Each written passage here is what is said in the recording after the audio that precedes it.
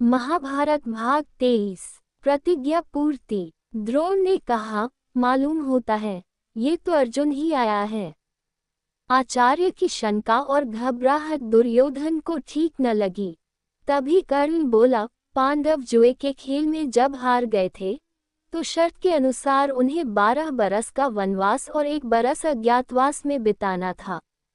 अभी 13वां बरस पूरा नहीं हुआ है और अर्जुन हमारे सामने प्रकट हो गया है, तो डर किस बात का है। शर्त के अनुसार पांडवों को फिर से 12 बरस वनवास और 1 बरस अज्ञातवास में बिताना होगा। अजीब बात है कि सेना के योद्धा भय के मारे कांप रहे हैं, जबकि उन्हें दिल खोलकर लड़ना चाहिए। आप लोग यही रट लगा रहे हैं कि सामने जो रथ आ रहा है उस पर अर्जुन धनुष ताने हुए बैठा है, पर वहां अर्जुन की बजाय परशुराम हो तो भी हम क्यों डरे। मैं तो अकेला ही जाकर उसका मुकाबला करूंगा और मैंने दुर्योधन को जो वचन दिया था उसे आज पूरा करके दिखाऊंगा। कर्ण को यो दम भरते हुए देखकर कृपाचार्य झल्ला कर बोले, कर्ण, मूर्खता की बातें न करो। हम सबको एक साथ मिलकर अर्जुन का मुकाबला करना होगा। ये सुनकर कर्ण को गुस्सा आ गया। वह बोला, आचार्य तो अर्जुन की प्रशंसा करते कभी थकते ही नहीं हैं। अर्जुन की शक्ति को बड़ा चढ़ाकर बताने की इन्हें एक आदत सी पड़ गई है। न मालूम ये भय के कारण है या अर्जुन को अधिक प्यार करते हैं इस कारण है। जो भी हो, मैं अकेला ही डटा रहूंगा। जब कर्ण ने आचार्य की यो चुटकी ली तो कृपाचार्य के भांजे अश्वत्थामा से न रहा गया।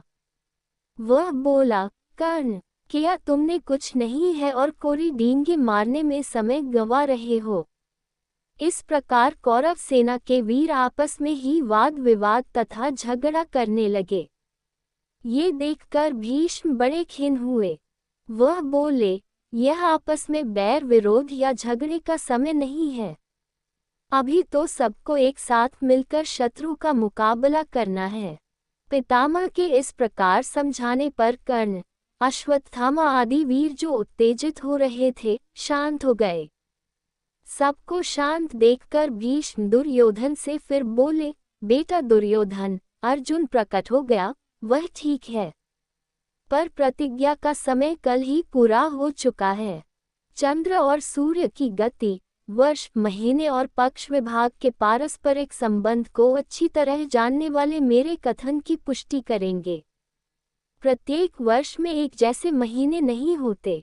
मालूम होता है कि तुम लोगों की गणना में भूल हुई है, इसलिए तुम्हें भ्रम हुआ है। जैसे ही अर्जुन ने गांडीव धनुष की टंकार की थी, मैं समझ गया था कि प्रतिज्ञा की अवधि पूरी हो गई है।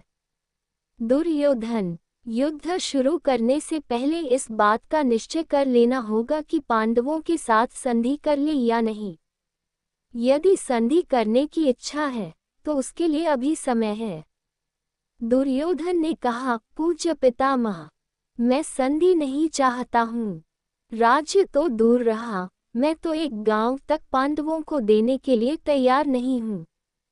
ये सुनकर द्रोणाचार्य की आज्ञानुसार कौरव वीरों ने व्यूह रचना की।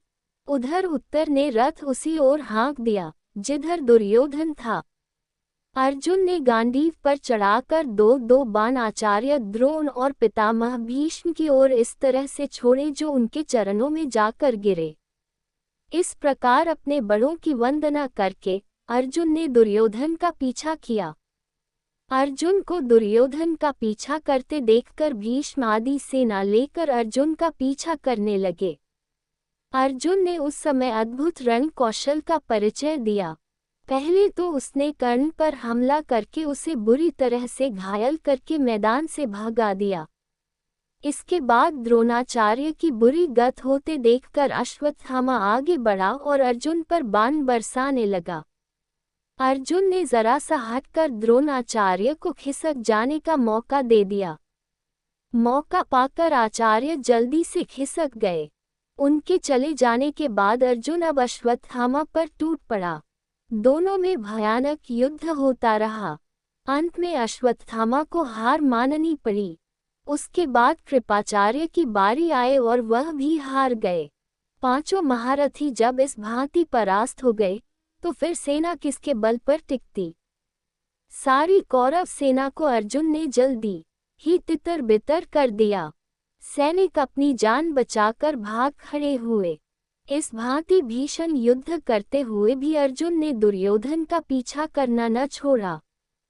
पांचों महारथियों द्वारा अर्जुन को एक साथ रोकने का प्रयत्न करने पर भी उसे रोका न जा सका। अर्जुन आखिर दुर्योधन के निकट पहुंच ही गया। उसने दुर्योधन पर भीषण हमला कर दिया। दुर्योधन घायल हो गया और मैदान छोड़कर भाग खड़ा हुआ। भीष्म ने उससे कहा कि अब वापस हस्तिनापुर लौट चलना चाहिए। भीष्म की सलाह मानकर सारी सेना हार मानकर हस्तिनापुर की ओर लौट चली।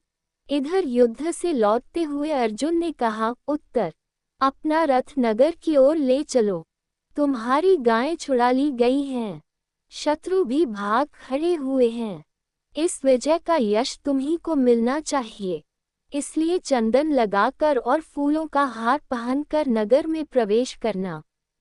रास्ते में अर्जुन ने फिर से बृहन्नला का वेश धारण कर लिया और राजकुमार उत्तर को रथ पर बैठाकर सारथी के स्थान पर खुद बैठ गया। उन्होंने विराटनगर की ओर कुछ दूतों को यह आज्ञा देकर भेज दिया कि जाकर घोषणा कर दो कि राजकुमार उत्तर की विजय हुई है। नमस्ते दोस्तों, अगर आप लोगों को हमारी यह कथाएं अच्छी लग रही है तो कृपया हमारे चैनल को सब्सक्राइब करें ताकि इस तरह के वीडियो का नोटिफिकेशन आप पे सबसे पहले पहुंचे।